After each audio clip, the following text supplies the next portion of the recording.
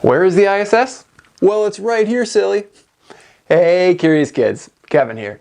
Today on A Place Called Space, we are talking about where is the International Space Station, or simply nicknamed the ISS.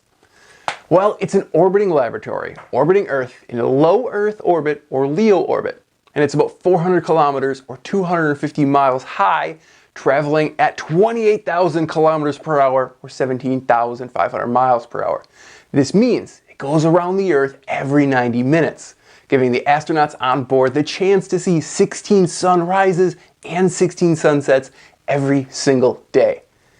Now, it was built by 5 space agencies working together: NASA, JAXA, the Japanese Space Agency, ESA, the European Space Agency, the Russian Space Agency, and CSA, the Canadian Space Agency.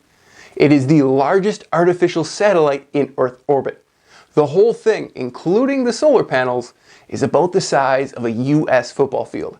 And for 20 years, over 20 years, there have always been astronauts on board it. That means the last time that all humans were on Earth together was back in the year 2000. Can you see it? Yep. You can look at it at night from Earth with your own eyes. It is the third brightest object in the sky. Number 1 is the sun, and number 2 is the moon. Now, when you look up, it appears to travel from west to east as like a bright star. The ISS's orbit passes overhead of 90% of Earth's population. So, NASA created this super awesome website called Spot the Station. It's at www.spotthestation.nasa.gov, and there you can put in your location and it will tell you the best place to see the ISS pass overhead in a 50-mile radius.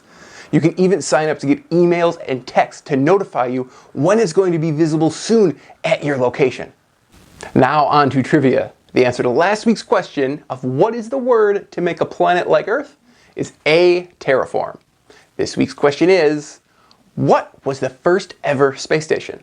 Was it A, Mir, B, Salute, C, Skylab, or D, the ISS? Tune in next week to get your answer.